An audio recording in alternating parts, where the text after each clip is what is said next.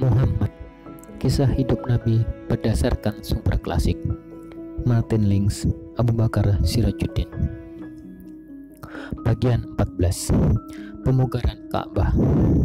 Sebelum kejadian-kejadian yang disebut terakhir itu, kira-kira saat Ali dibawa ke dalam keluarga Muhammad, ketika Muhammad berusia sekitar 35 tahun, Quraisy memutuskan untuk membangun kembali Ka'bah.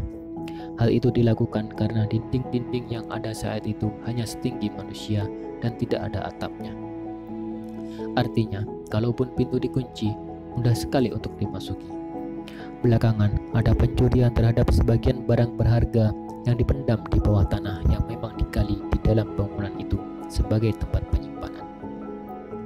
Mereka telah menyiapkan semua kayu yang dibutuhkan untuk atap. Ada kapal seorang pedagang Yunani di pantai Jeddah yang hancur dan tak bisa diperbaiki lagi, dan kayu kapal itulah yang mereka ambil untuk membuat atap. Pada saat itu, di Mekah kebetulan ada seorang Koptis yang ahli memahat kayu. Namun demikian, karena sangat menghormati Ka'bah, mereka ragu-ragu melakukannya.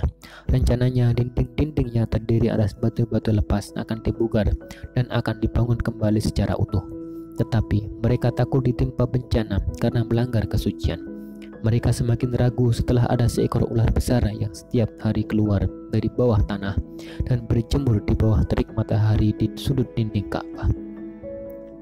Jika ada orang yang mendekat, ular itu mengangkat kepalanya dan mendesis dengan mulut terbuka, sehingga mereka ketakutan. Namun pada suatu hari, ketika ular itu tengah berjemur, Tuhan mengirim seekor burung elang untuk menerkam ular itu dan pergi membawanya. Karena itu, kaum Quraisy berkata di antara mereka sendiri, "Kini kita boleh berharap Tuhan merestui maksud kita. Kita mempunyai seorang pemahat yang sehati dengan kita. Kita juga punya kayu dan Tuhan telah membebaskan kita dari ular itu." Orang pertama yang mengangkat batu dari atap salah satu dinding Ka'bah adalah Abu Wahab dari Bani Makhzum, saudara Fatimah nenek Muhammad. Tetapi begitu diangkat, batu itu terlepas dari tangannya dan kembali ke tempat semula. Mereka semua langsung menyingkir dari Ka'bah dan takut untuk meneruskan rencana mereka.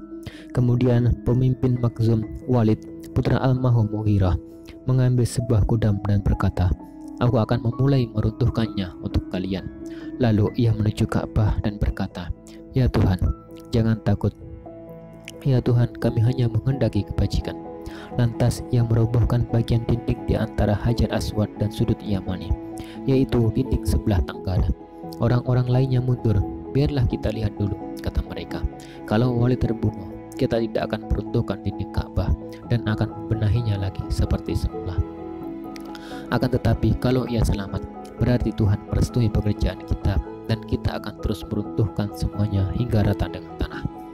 Malam berlalu tanpa ada peristiwa yang tidak diharapkan. Keesokan paginya, Walid kembali bekerja. Maka orang-orang bergabung dengannya ketika semua dinding itu telah runtuh hingga tinggal fondasi yang dibuat oleh Ibrahim. Mereka menemukan dua batu bundar kehijau-hijauan seperti punuk unta yang terletak berdekatan. Seorang lelaki meletakkan pengungkit di antara dua batu itu dan menjungkal salah satunya. Namun pada saat batu itu bergerak, gempa mengguncang seluruh Mekah. Mereka menganggap gempa itu sebagai petanda bahwa mereka harus membiarkan fondasi itu. Di pojok Hajar Aswad, mereka menemukan sebuah tulisan berbahasa Suriah. Mereka menyimpannya tanpa mengetahui isinya. Ada seorang Yahudi membacakannya kepada mereka. "Aku adalah Tuhan, pemilik Ka'bah. Aku ciptakan ia pada hari kuciptakan langit dan bumi. Ketika kuciptakan matahari dan bulan, serta kutempatkan di sekelilingnya 7 malaikat yang suci. Ka'bah akan tetap berdiri selama 2 bukit di sekitarnya berdiri. Berkah bagi penduduknya dengan susu dan air." Tulisan lainnya ditemukan di dalam makam Ibrahim, sebuah batu kecil di dekat pintu Ka'bah yang secara ajaib terdapat cetakan berkas telapak kaki Ibrahim. Mekah adalah rumah Tuhan yang suci. Para peziarahnya datang dari 3 penjuru. Jangan biarkan kaumnya menjadi orang pertama yang mencemarinya.